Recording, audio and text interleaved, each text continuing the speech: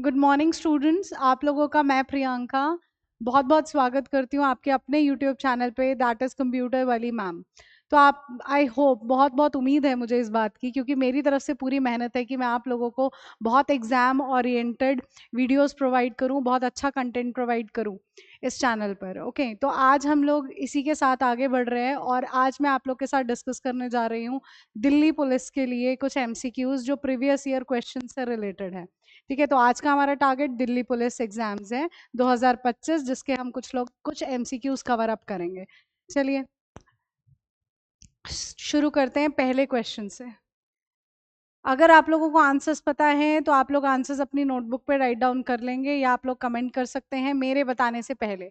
तो फटाफट से क्वेश्चन पढ़ेंगे और इसका आंसर बताएंगे। ठीक है, मतलब समझाऊंगी मैं, लेकिन आप लोग को अगर समझ आ रहा है तो फटाफट कमेंट करके आंसर्स बताएंगे। चलिए, तो पहले क्वेश्चन आप हमारा है, what is the primary function of A DNS server. DNS server का प्राथमिक कार्य क्या है? तो सबसे पहले डीएनएस तो आ गया हमारे पास, तो फिलहाल यहाँ पे तो डीएनएस की फुल फॉर्म लिखी हुई है, that is domain name system. और डीएनएस का पहला क्वेश्चन यही बनता है कि डीएनएस की फुल फॉर्म क्या है। तो डीएनएस की फुल फॉर्म हो जाती है डोमेन नेम सिस्टम। अब ये डोमेन नेम होते क्या हैं, तो इस टॉपिक से रिलेटेड और भी क्वेश्चंस हम साथ साथ डिस्कस कर रहे हैं। तो डोमेन नेम्स भी मुझे ज़रा बता दो, अगर किसी को पता है तो कमेंट कर सकते हैं आप लोग। तो डोमेन नेम्स होते हैं जैसे .com, .org, .ac.in। आपको अपनी कोई भी यूनिवर्सिटी की वेबसाइट्स लिखते हैं तो आप ऐसे लिखते हैं ना, KUK.ac.in। तो ऐसे ही हर कंट्री का अपना डोमेन नेम है। .in इंडिया का डोमेन नेम है। तो हर डोमेन नेम का अपना अलग काम है और ये भी क्वेश्चंस बनाता है। जैसे हमारे पास HSSC में पुलिस कांस्टेबल का में क्वेश्चन आया था कि .mil डोमेन नेम किसके लिए है, तो .mil domain name military groups के लिए है। तो ऐसे क्वेश्चंस बनते हैं। या नॉन प्रॉफिटेबल ऑर्गेनाइजेशन के लिए कौन से डोमेन नेम है, that is ORG। .com domain name किसके लिए? कमर्शियल ऑर्गेनाइजेशन के लिए। .gov किसके लिए? गवर्नमेंट वेबसाइट्स के लिए। .def किसके लिए? डिफेंस वेबसाइट्स के लिए। तो इस तरीके से डोमेन नेम है। तो जब हम किसी की मेल आईडी लिखते हैं, जैसे मैंने लिखा abc@gmail.com, तो मुझे इसको मेल भेजनी थी, तो कंप्यूटर को समझ में नहीं आ रहा रिसीवर कौन है। अगर आप लोग ये मेल आईडीज लिखते हो तब डोमेन नेम को आईपी एड्रेस में बदला जाता है। अब पहले हम आईपी एड्रेस भी समझ लेते हैं जरा क्या है। आईपी की फुल फॉर्म होती है इंटरनेट प्रोटोकॉल। ठीक है, और आईपी एड्रेस क्या होते हैं? तो IP address are similar like हमारे घर के एड्रेस। जैसे हम तक अगर किसी ने पहुंचना है तो हमारे घर के एड्रेस से हमारे तक पहुंचा जा सकता है। सेम ऐसे ही आप कह सकते हो कि कंप्यूटर के घर का address is IP address. IP का फुल फॉर्म हो गया इंटरनेट प्रोटोकॉल ना। तो अगर हम लोग बिल्कुल स्पेसिफिक लैंग्वेज में बात करें कि आईपी एड्रेस है क्या, तो दीज आर फुटप्रिंट्स। हमारे फुटप्रिंट्स हैं ये इंटरनेट पर। और इंटरनेट पर अगर हम तक पहुंचना है तो इन फुटप्रिंट्स यानी इन आईपी एड्रेस के जरिए हम तक पहुंचा जा सकता है। ओके, तो डीएनएस का फंक्शन क्या है? तो डीएनएस क्या करता है? डोमेन नेम को आईपी एड्रेस में बदलता है, ये फंक्शन है। तो जरा देख लेते हैं ऑप्शन में। पहला ऑप्शन दे रखा है टू स्टोर वेबसाइट कंटेंट। क्या वेबसाइट के कंटेंट को ये स्टोर करने के लिए इस्तेमाल किया जाता है? तो नहीं। Next, to translate domain names into IP address. बिल्कुल सही, यही बात मैं अभी कह रही हूँ कि ये डोमेन नेम को आईपी एड्रेस में बदलने का काम करता है।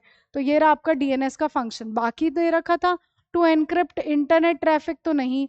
टू मैनेज ईमेल क्यूज, तो नहीं। क्या ये एनक्रिप्शन के लिए यूज होता है? तो नहीं। और क्या ये ईमेल की लाइंस को मैनेज करता है? तो नहीं। सिर्फ इसका काम क्या है कि आईपी एड्रेस को, सॉरी, डोमेन नेम को आईपी एड्रेस में बदलना। चलिए नेक्स्ट क्वेश्चन पे बात करते हैं। ये लीजिए अगला question, which of the following is not an operating system. निम्नलिखित में से कौन सा ऑपरेटिंग सिस्टम नहीं है? इनमें से कौन सा ऑपरेटिंग सिस्टम नहीं है? क्या उबंटू नहीं है, मैक ओएस नहीं है, गूगल क्रोम नहीं है, एंड्रॉयड नहीं है? जिनको आंसर पता है वो लोग कमेंट करेंगे, बाकी मैं आप लोगों को ऑपरेटिंग सिस्टम की डेफिनेशन बता रही हूँ। ठीक है, ऑपरेटिंग सिस्टम है क्या? तो पहले हम एक आसान भाषा में इसको समझने की कोशिश करते हैं। ठीक है, आई नो आप में से बहुत स्टूडेंट्स हैं जिन लोगों को ये सब आता है, लेकिन हम लोगों को बात ये करनी है कि जो मेरे पास एग्जाम में क्वेश्चन आता है और ऑप्शन में अगर मैं एक भी वर्ड पकड़ पाती हूँ तो मुझे 4 ऑप्शंस पढ़ने की जरूरत नहीं है, मेरा काम पूरा हो जाता है। ठीक है, तो अगर ये डेफिनेशन आ रही है तो पर्टिकुलरली क्या वर्ड्स मेरे ऑप्शन में होंगे? तो मेरा फटाफट आंसर पूरा हो जाएगा ना। तो दिस इज एग्जाम ओरिएंटेड बात, exam oriented content is this. चलिए, तो ऑपरेटिंग सिस्टम क्या है, अगर मैं एग्जाम्पल की बात करूं तो विंडोज एग्जाम्पल है। माइक्रोसॉफ्ट की बहुत सारी विंडोज हैं, जैसे M S Windows 7, 10, 11, latest Windows 11, M S DOS, ठीक है। उसके बाद एंड्रॉयड भी, उबंटू भी, Linux, Unix, iOS, all these are operating system के एग्जाम्पल्स, ठीक है। तो मैं एक फ़ोन का एग्जाम्पल लेकर चलती हूँ। मेरा एंड्रॉयड फ़ोन है या iOS यानी एप्पल का फ़ोन है, तो एप्पल का ऑपरेटिंग सिस्टम इज iOS। और एंड्रॉयड किसका ऑपरेटिंग सिस्टम है, तो गूगल का ऑपरेटिंग सिस्टम है, ओके। तो मेरा फ़ोन जो है वो एक एंड्रॉयड फ़ोन है और उसके अंदर Android phone, Android operating system है, ठीक है। अब मेरे फ़ोन में एंड्रॉयड है ही नहीं, जो ऑपरेटिंग सिस्टम मेरे फ़ोन में होना चाहिए वो है ही नहीं, तो आप उस फ़ोन से क्या काम कर लोगे ये बताओ। तो हम उस फ़ोन से कुछ काम नहीं कर सकते, वो फ़ोन जस्ट लाइक अ डब्बा रह जाएगा, कुछ नहीं करेगा। सेम अगर हम लैपटॉप्स पर आए या पीसी पर आए, तो पीसी में विंडोज़ होती हैं, तो कोई भी विंडो हो सकती है, 7 हो सकती है, 10 हो सकती है, 11 हो सकती है, विंडो 8 हो सकती है। लेकिन अगर उसमें कोई भी विंडो नहीं है, तो वो तो डब्बे के बराबर हो गया। अब आप क्या काम करोगे उस पीसी में, कोई काम नहीं कर सकते, ठीक है। तो ऑपरेटिंग सिस्टम क्या है, यूजर यानी हमारे बीच में और कंप्यूटर के हार्डवेयर के बीच में एक इंटरफेस के जैसे काम करता है। या आप कह सकते हो कि दोनों को आपस में कम्युनिकेट यानी बातचीत करवा रहा है ना। अगर कंप्यूटर का जो हार्डवेयर है, मॉनिटर स्क्रीन है, कीबोर्ड है, माउस है, और हम यूजर हैं, उनको चलाने के लिए तो उसमें मुझे विंडो इंस्टॉल चाहिए ना। और विंडो क्या है, ऑपरेटिंग सिस्टम है। अगर विंडो नहीं है तो वो कुछ भी काम नहीं कर सकता।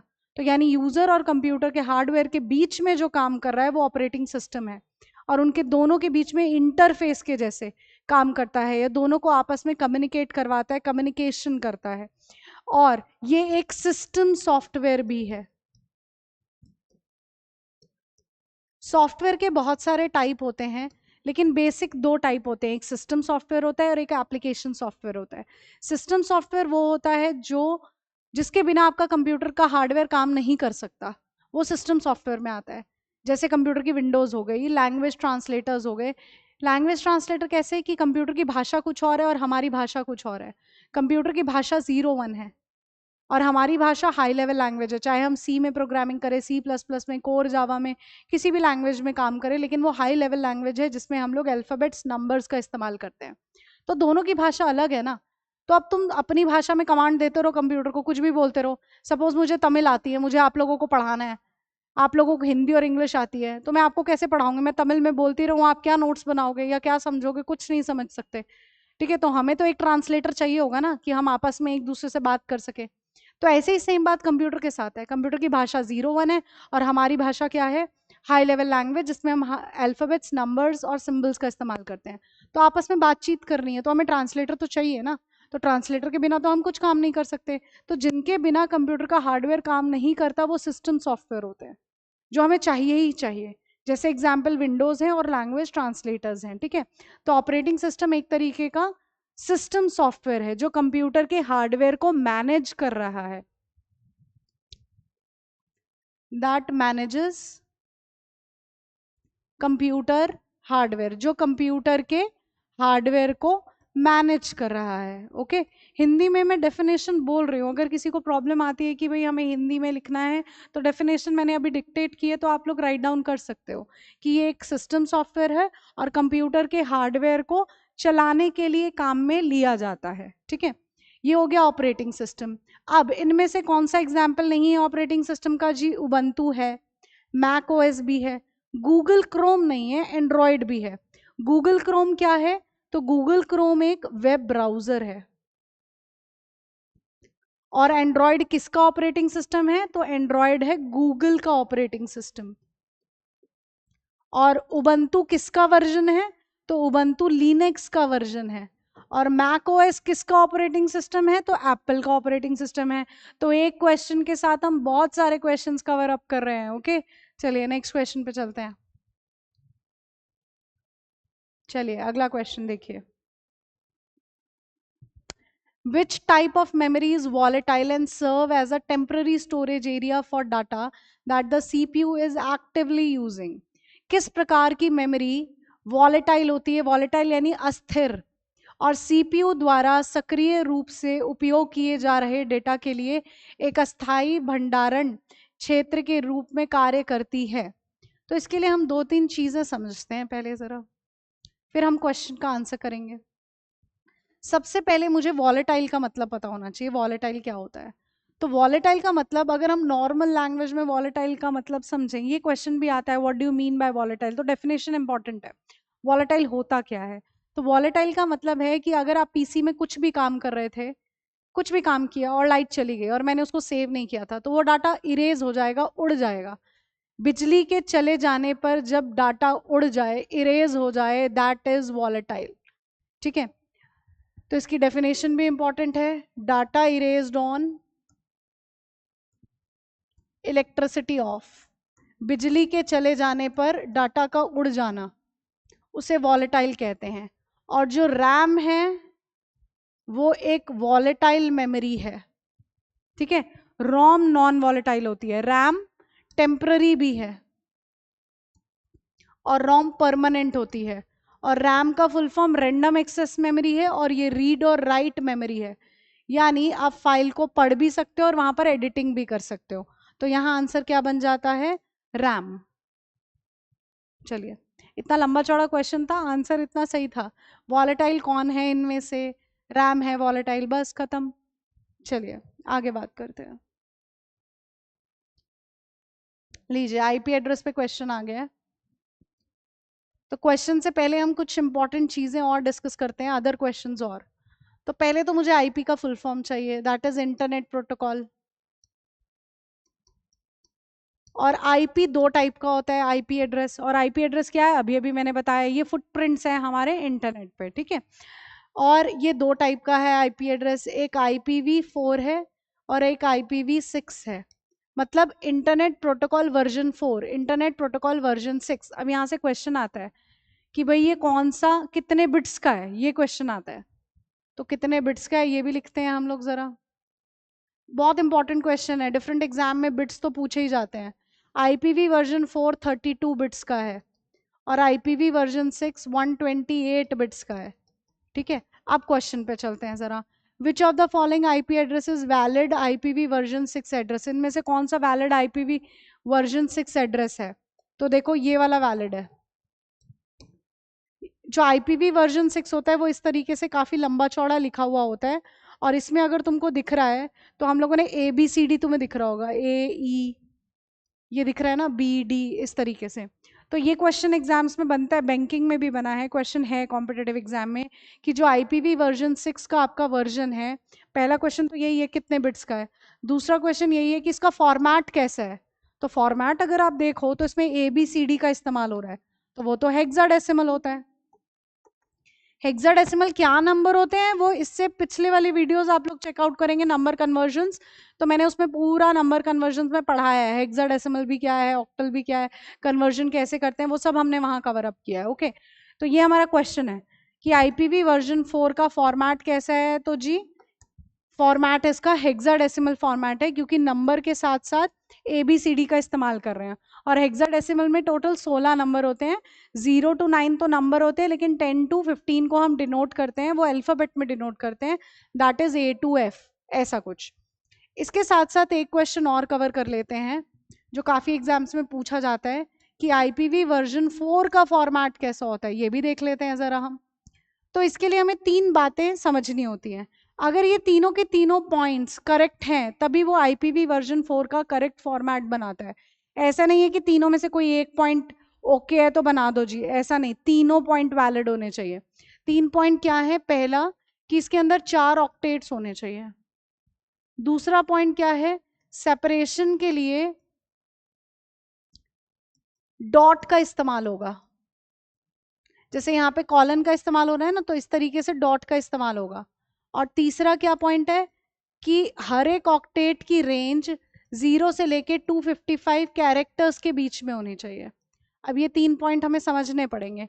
4 ऑक्टेट का क्या मतलब है? तो 4 ऑक्टेट का मतलब 1 2 3 एंड 4, ये होता है 4 ऑक्टेट का मतलब। जैसे मैं अगर यहाँ लिख दूं 25.176 15.115, ये है 4 ऑक्टेट, मतलब 4 डिजिट्स होने चाहिए। 1 digit, second digit, third digit and fourth digit, 4 number होने चाहिए, दैट इज 4 ऑक्टेट्स। सिंपली ऐसे मान लो। और सेपरेशन के लिए हम किसका इस्तेमाल करेंगे? डॉट का। तो भाई डॉट का इस्तेमाल हो रहा है सेपरेशन के लिए।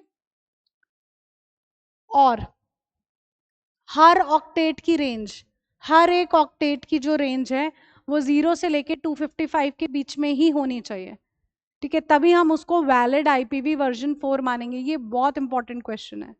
ओके, तो इसमें जो हम जितने भी पार्ट पढ़ रहे हैं, कितने बिट्स का है, फॉर्मेट कैसा है, 4 का फॉर्मेट कैसा है, these all are very very important questions. Okay, तो देखिए, तो हर एक की रेंज अगर हम चेक कर रहे हैं तो 0 से लेके 255 के बीच में है। लेकिन सपोज अगर मैं ऐसा पूछती आपसे, क्या ये करेक्ट आईपीवी वर्जन 4 है, तो आपका क्या आंसर होता?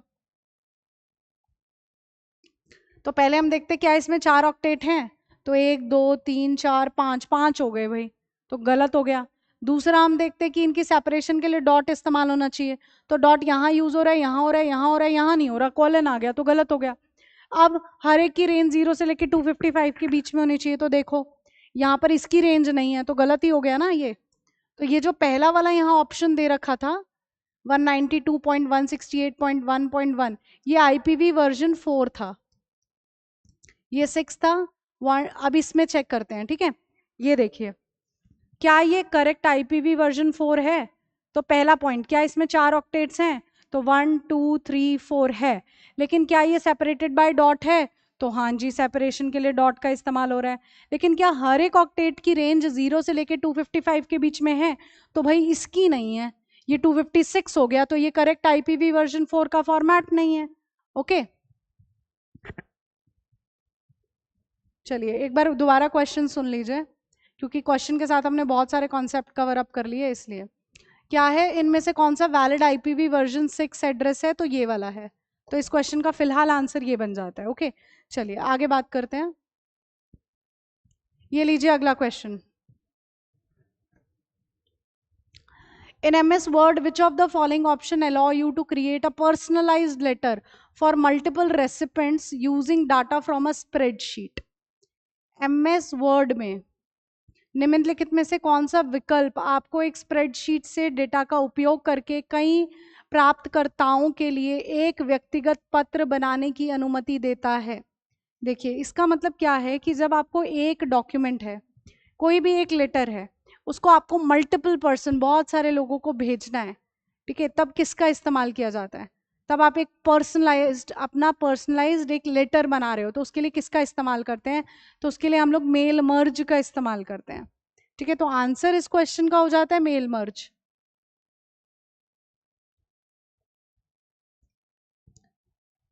तो आंसर इसका हो जाता है मेल मर्ज। जैसे यहाँ पे मैक्रोज दे रखा है, तो मैक्रोज क्या करता है? रिकॉर्डिंग करता है। जो भी आप काम कर रहे हो, फॉर्मूला, फॉर्मेटिंग अप्लाई कर रहे हो, तो वो उसको रिकॉर्ड करता है एक तरीके से। और ये कौन से टैब में आता है? तो व्यू टैब के अंदर आता है मैक्रोज। और मेल मर्ज कौन से टैब में आता है? तो मेलिंग नाम का एक टैब है जिसमें सारा का सारा काम मेल मर्ज से रिलेटेड ही होता है। और मेल मर्ज है क्या, ये क्वेश्चन भी बनता है। कौन से टैब में है, ये क्वेश्चन भी बनता है। तो मेल मर्ज की एक और डेफिनेशन है कि जब आपको एक लेटर या एक डॉक्यूमेंट बहुत सारे लोगों को भेजना है, तब हम किसका इस्तेमाल करते हैं? तब हम मेल मर्ज का इस्तेमाल करते हैं। ओके, चलिए नेक्स्ट क्वेश्चन पे बात करते हैं। अगला question, which function is use to display the current date? Current date display करने के लिए एम एस एक्सेल 365 में कौन सा फंक्शन यूज होगा? डेट, टुडे, मंथ या डे? फटाफट से आंसर करेंगे इस क्वेश्चन का, ये तो आता ही होगा आप लोग को, वेरी वेरी इजी क्वेश्चन ना। और मुझे पता है बहुत अच्छे से आप लोग की तैयारी बहुत अच्छी खासी चल रही है। तो अगर किसी को बड़ी अच्छे खासी मिसअंडरस्टैंडिंग है कि कंप्यूटर इज़ वेरी इजी, हम लोग कोई बुक उठाएंगे, कोई नोट्स मिल जाएगा और हम लोग कवर अप कर लेंगे, तो भाई ये मिसअंडरस्टैंडिंग बिल्कुल हटा देना। क्योंकि आज की डेट में questions of computer are very difficult, जिसके लिए हमें ज़रूरत पड़ेगी कि कोई हमें समझाए। क्योंकि ऐसा है कि बहुत सारे स्टूडेंट्स हैं, वैसे बेसिकली होता ही ऐसा है कि कंप्यूटर एक हमारा साइड सब्जेक्ट चल रहा होता है स्कूल के अंदर, बेसिक सब्जेक्ट्स के अंदर नहीं आता है ना, एक्स्ट्रा एडिशनल सब्जेक्ट चलता है। तो इसीलिए प्रॉब्लम है। और जब हम 12th के बाद कंपटीशन में जाते हैं तो भाई 10 नंबर का कंप्यूटर हर एग्जाम में आ ही रहा होता है मिनिमम, तो इसीलिए प्रॉब्लम है। तो ज़रा इसको एडिशनल सब्जेक्ट ना समझकर हम लोग मेन स्ट्रीम में लाकर इसको पढ़ेंगे तो ये सब्जेक्ट मार्क्स स्कोरिंग भी है, काफ़ी मार्क्स स्कोरिंग सब्जेक्ट है, लेकिन उसके लिए कॉन्सेप्ट क्लियरेंस बहुत ज़रूरी है। चलिए, तो कौन सा फंक्शन है जो डिस्प्ले कर रहा है करंट डेट? करंट डेट पूछा ना, तो फंक्शन इज टुडे, लेकिन बाकी सब भी समझने जरूरी है। टुडे को हम ऐसे लिखते हैं, देखिए, इक्वल टू टुडे लिखोगे और बंद करोगे ब्रैकेट तो आज की डेट आ जाएगी, ठीक है। करंट डेट डिस्प्ले करवाने के लिए हम टुडे का इस्तेमाल करते हैं। अब एक फंक्शन है यहाँ पे डेट। डेट फंक्शन का सिंटैक्स क्या है? सिंटैक्स मतलब लिखने का तरीका। ये देखो यहाँ पर आप लोग देख रहे होंगे, ये देखो डेट एंड टाइम। डेट जो फंक्शन है तो उसका सिंटैक्स क्या है? तो ये सिंटैक्स है। मतलब अगर आप लोग डेट फंक्शन अप्लाई कर रहे हैं तो सबसे पहले वो ईयर लिखेगा, फिर मंथ लिखेगा और फिर डे लिखेगा, ठीक है। ये सिंटैक्स है आपका डेट फंक्शन का। तो डेट फंक्शन पहले ईयर डिस्प्ले करवाएगा, फिर मंथ और फिर डे। इस तरीके से आपकी डेट आएगी। नेक्स्ट है मंथ। जैसे आपके पास सपोज कोई एक डेट लिखी है कुछ इस तरीके से, ये डेट लिखी है, तो आप इसमें से बता सकते हो कि मंथ कौन सा है और डे कौन सा है, क्योंकि हम लोग ऐसे भी लिखते हैं ना इस सीक्वेंस में, M M D D Y Y Y, या हम लिख देते हैं D D M M Y Y Y, इस सीक्वेंस में भी लिख देते हैं। तो अब इन दोनों में से हमें क्या पता लग रहा है कौन सा महीना है और कौन सा डे है? तो प्रॉब्लम है ना। तो अगर मुझे इसमें से डे चाहिए या मंथ चाहिए तो हम लोग क्या लिखते हैं? इक्वल टू डे, और इस डेट को हम सिलेक्ट कर लेते हैं यहाँ पर। तो एक्सेल का फंक्शन है ये जो इस डेट में से आपको डे निकाल कर दे देगा कि थर्ड डे है या सेकेंड डे है, ऐसे निकाल कर आपको प्रोवाइड करेगा डेट में से।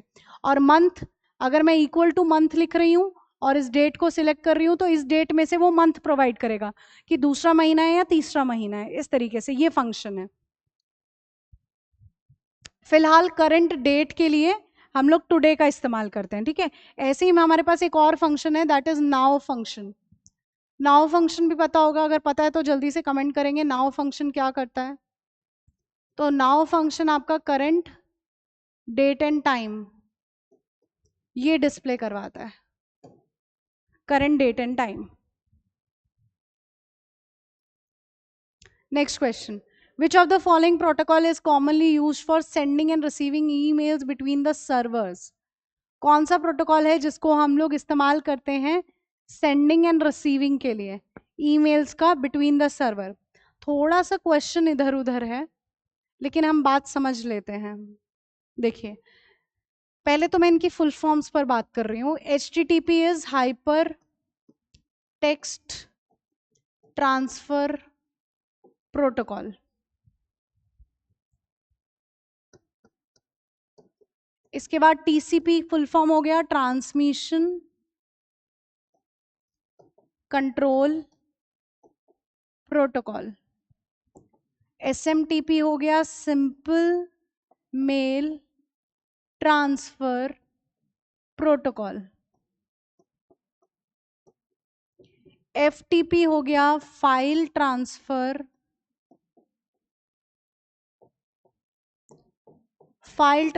प्रोटोकॉल, ठीक है। तो ये फुल फॉर्म्स हो गई। जब हम लोग SMTP की बात करते हैं, सिंपल मेल ट्रांसफर प्रोटोकॉल, तो इसका काम क्या है? किसी भी मेल को रिसीव करने के लिए हम लोग SMTP का इस्तेमाल करते हैं, या सेंड करने के लिए। फटाफट मुझे बताएंगे SMTP का इस्तेमाल किस लिए किया जाता है? जिनको पता है फटाफट कमेंट करेंगे।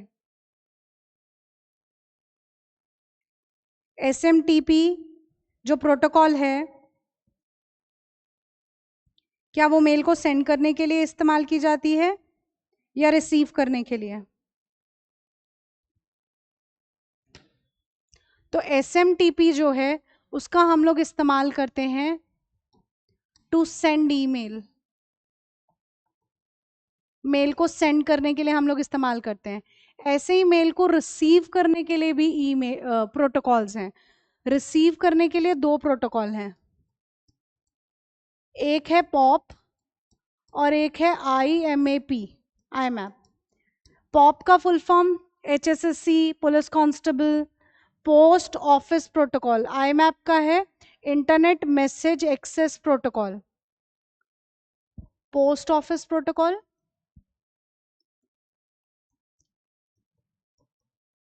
और IMAP का हो गया इंटरनेट मैसेज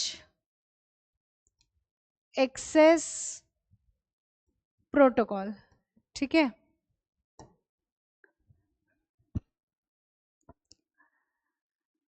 अब मुझे FTP का अगर आप लोगों को काम पता है तो फटाफट कमेंट करेंगे FTP का क्या काम है।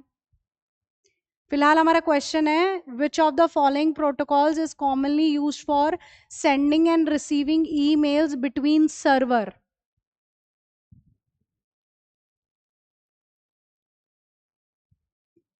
तो फिलहाल आंसर तो हमारा निकल चुका है, तो आंसर इज SMTP।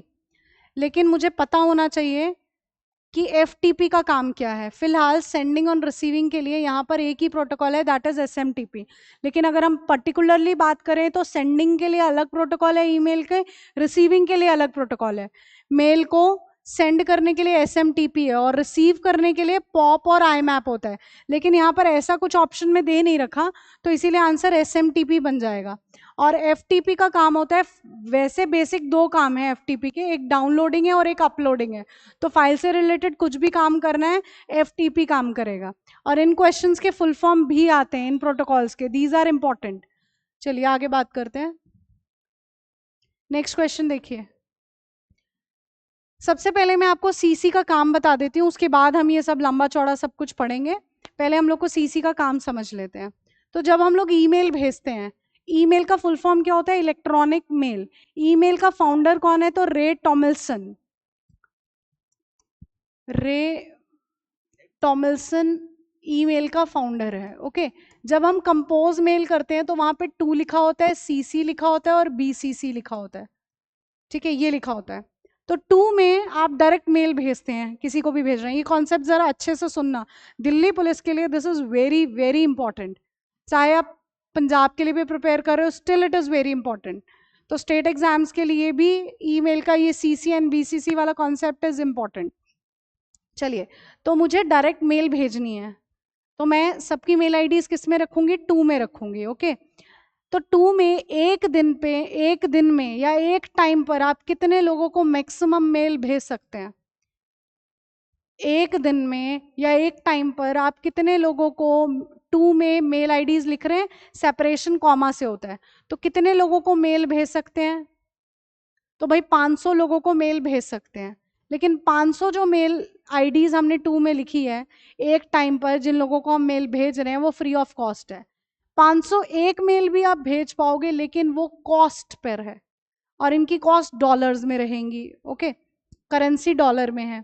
CC का फुल फॉर्म क्या होता है? तो CC इज कार्बन कॉपी,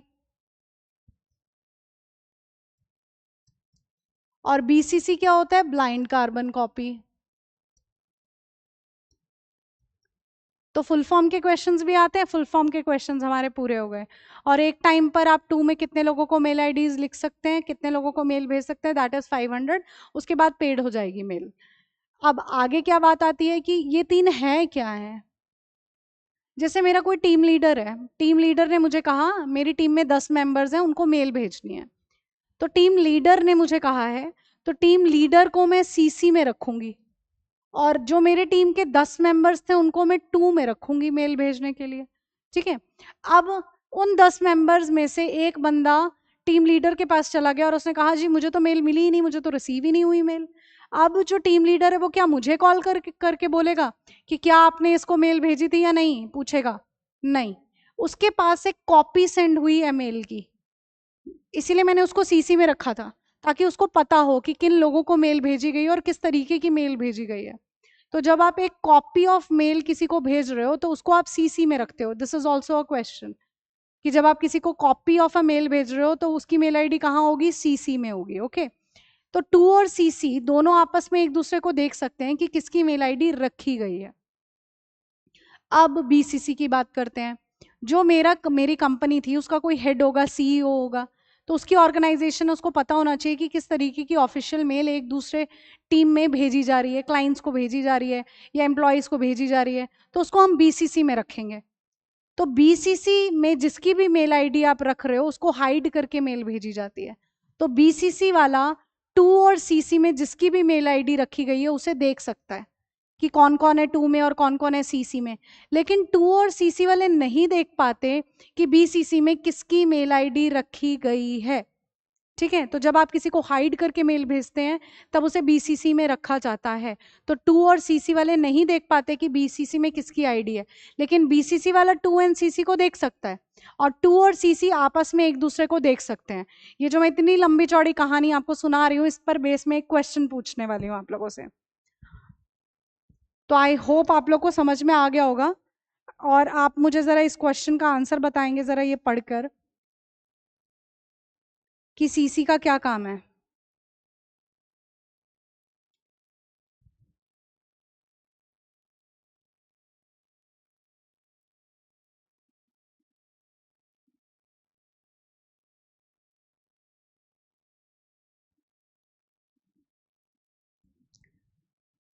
चलिए बात करें फिर। पहला ही ऑप्शन देख लो जी, यहाँ पे क्या लिखा है, सीसी स्टैंड्स फॉर। तो ये वाला तो सही लग रहा है मुझे, CC stands for. Copy contents तो नहीं होता, क्लोज कैप्शनिंग भी नहीं होता और कर्टसी कॉपी भी नहीं होता है, तो यही वाला ऑप्शन सही है।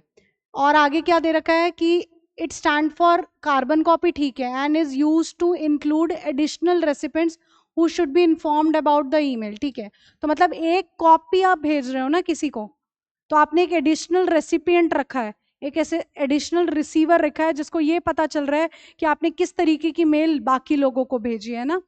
तो इसीलिए आंसर क्या हो जाता है, ए ऑप्शन। चलिए, तो मेरा जो क्वेश्चन है उस पर बात कर लेते हैं।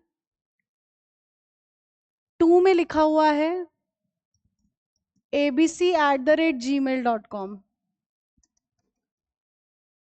सीसी में लिखा है xyz@gmail.com, ठीक है, और बीसीसी में लिखा है pqr@gmail.com, और एक और आईडी है दैट इज mno@gmail.com। ठीक है, अब मेरा क्वेश्चन ये है कि पी क्यू आर जो है वो किस किस को देख सकता है, ये क्वेश्चन है।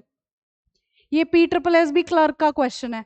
इट डजेंट मीन कि पंजाब वाले पूछ रहे हैं तो जी हमारे एग्जाम में नहीं आएगा, ऐसा नहीं होता। कॉम्पिटिटिव एग्जाम का क्वेश्चन मीन्स कॉम्पिटिटिव एग्जाम का question, okay.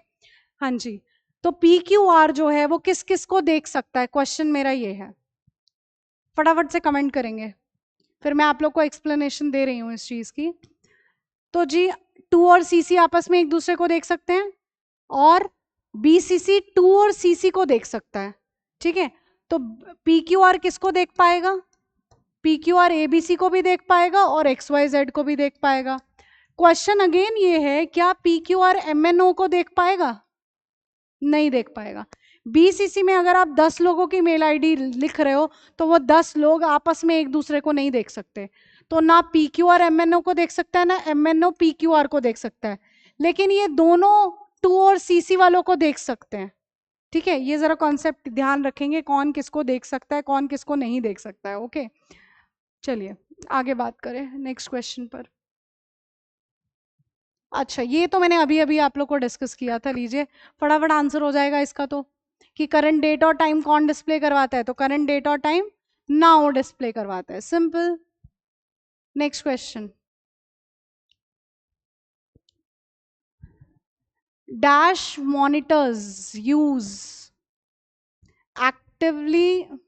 activity on internet and transmit that information in the background of someone else, that is spyware। चलो मैं समझा देती हूँ ये चीजें आप लोगों को थोड़ा सा। मालवेयर कौन होता है, तो मालवेयर होते हैं जो मिलिशियस सॉफ्टवेयर कह सकते हैं हम इससे। ये साइबर सिक्योरिटी से है क्वेश्चन। तो मेलिशियस मतलब जो काम खराब करेगा, किसी तरीके से अच्छा नहीं। मालवेयर बड़ा कॉन्सेप्ट है और मालवेयर का one of the type virus है। ठीक है, तो समझने के लिए हम ऐसा समझ सकते हैं कि हम वायरस के बारे में बात कर रहे हैं, लेकिन मालवेयर बड़ी टर्म है, मालवेयर के अंदर वायरस आता है। ठीक है, वायरस छोटी टर्म है। तो मालवेयर क्या है? मेलिशियस सॉफ्टवेयर है, मतलब वो खराब काम करेगा, किसी भी तरीके से कुछ अच्छा काम नहीं कर रहा है। और मालवेयर दो तरीकों से स्प्रेड होता है, एक ऑनलाइन होता है, एक ऑफलाइन होता है। ऑनलाइन में क्या है, कोई लिंक आया, हमने क्लिक कर दिया तो स्प्रेड हो जाएगा हमारे पीसी में। ऑफलाइन तरीका क्या है कि किसी इन्फेक्टेड पीसी से हमने पेन ड्राइव से फाइल नॉन इन्फेक्टेड पीसी में लेकर आए, तब आ जाएगा, है ना। आगे एडवेयर क्या होते हैं? एडवेयर मालवेयर का टाइप है, और ये स्प्रेड होते हैं या स्प्रेड होते हैं एडवर्टाइजमेंट के जरिए। ये स्प्रेड होते हैं एडवर्टाइजमेंट के जरिए। जैसे आप लोगों ने एडवर्टाइजमेंट देखी होगी, बहुत पॉपुलर एडवर्टाइजमेंट है कि एक व्हील आता है, उसको व्हील को स्पिन करोगे तो जहां रुकेगा वो आपको मिल जाएगी चीज। ये एक तरीके का एडवेयर है। या अगर जैसे हम लोग को ये बात पता है कि हमारी जो प्रेफरेंसेस हैं, जो भी चीज़ें हम सर्च आउट कर रहे होते हैं ऑनलाइन, वो सब एडवर्टाइजमेंट कंपनी के पास जाती ही जाती हैं। फेसबुक और इंस्टाग्राम इन्हीं से तो पैसा कमाता है ना। तो हमारी प्रेफरेंसेस उनके पास जाती ही जाती है, तो उनको पता है कि मैं पर्टिकुलर टाइप के शूज़ ढूंढ रही हूँ, तो पर्टिकुलर कंपनी का ब्रांड का ढूंढ रही हूँ, तो उसके पॉपअप आने शुरू हो जाएंगे।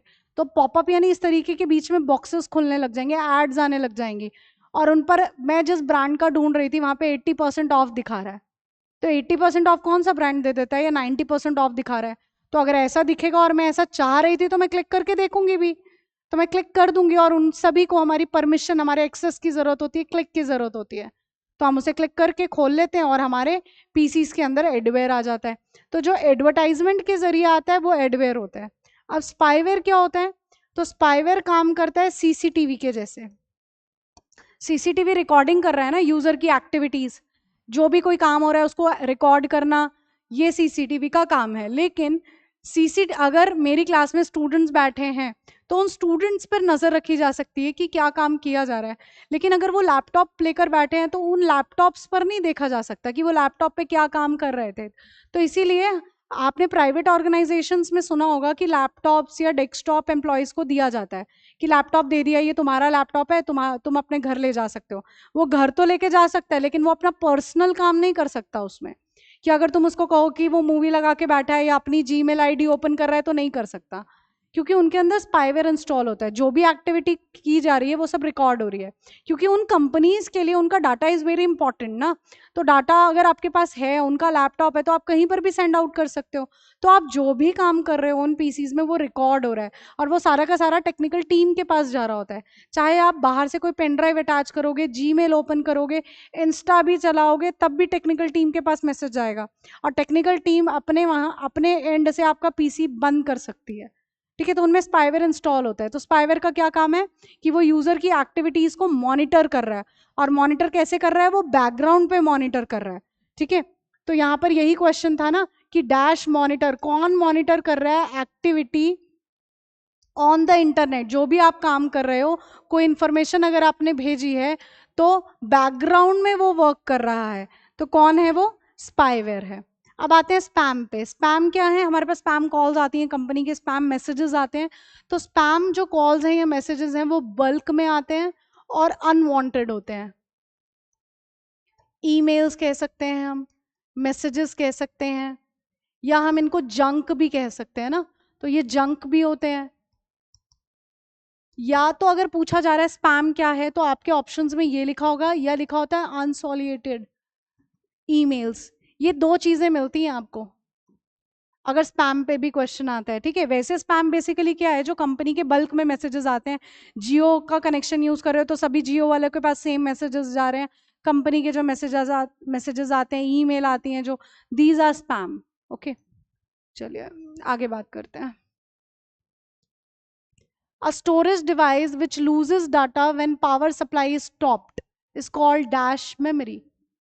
अभी अभी हमने बात किया कि जब आप कुछ भी काम कर रहे हो और पीसी ऑफ हो जाता है, आपने डाटा सेव नहीं किया है, तो डाटा उड़ जाएगा, इरेज हो जाएगा, उसे क्या कहते हैं? That nature is called volatile.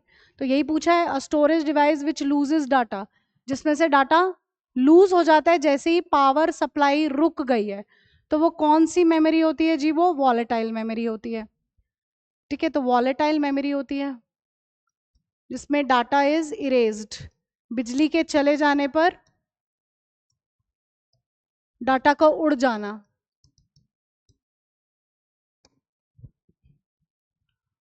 चलिए नेक्स्ट क्वेश्चन पे चलते हैं. In the field of computers and internet what does W3C stands for? Okay, देखो हम लोगों ने ये पढ़ा, WWW तो हम लोगों ने सुना हुआ है ना, WWW फुल फॉर्म क्या होती है? World wide web. और ये वेब ब्राउजर है, WWW वेब ब्राउजर है. और इसको बनाने वाला कौन है? Tim Berners Lee. इसका फाउंडर है टिम बर्नर्स ली. इसके बाद एक और क्वेश्चन आता है. अब 4 बार W आ गए. एक स्टूडेंट ने फिलहाल में एग्जाम दिया है पिछले महीने आई थिंक, तो एक एग्जाम हुआ CBSE का, नॉन टीचिंग पोस्ट पे होगा. तो वहां ये क्वेश्चन था, हमने 3 W तो सुन लिए, ये क्या है? तो ये है वर्ल्ड वाइड वेब वॉर्म. तो इसका फुल फॉर्म ही पूछा गया था. तो लास्ट वाला जो W है स्टैंड फॉर वॉर्म. ऐसे ही मेरे पास W3C है.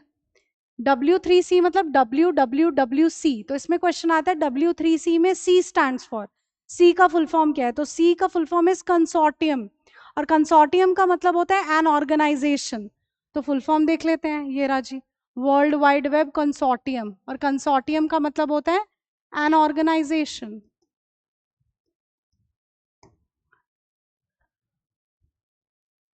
चलिए आगे बात करते हैं नेक्स्ट क्वेश्चन पर.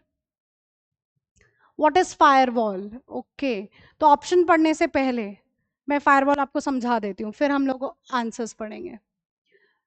फायरवॉल की मेरी डेफिनेशन क्या होती है? It prevent from unauthorised access. मतलब ये हमें बचा रहा है अनऑथराइज्ड एक्सेस से.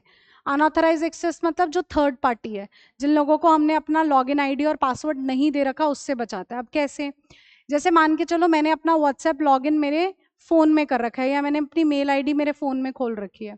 अब मैं ही थी, मैंने किसी और पीसी में अपना व्हाट्सएप ओपन किया, या मैंने अपनी ईमेल ओपन की, तो मेरा जो रजिस्टर्ड नंबर है उस पर एक मैसेज आता है कि आपका लॉगिन हुआ है व्हाट्सएप इस टाइम पर, इस लोकेशन पर. अगर आप ही हो तो इट्स ओके, नहीं तो रिपोर्ट करो.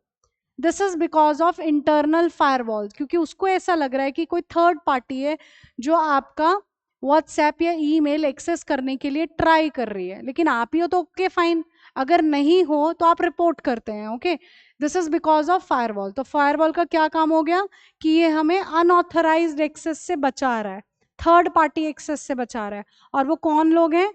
थर्ड पार्टी और अनऑथराइज्ड लोग वो हैं जिनको हमने अपना यूजर आईडी और पासवर्ड नहीं बता रखा है. ठीक है, तो अब जरा पढ़ लीजिए.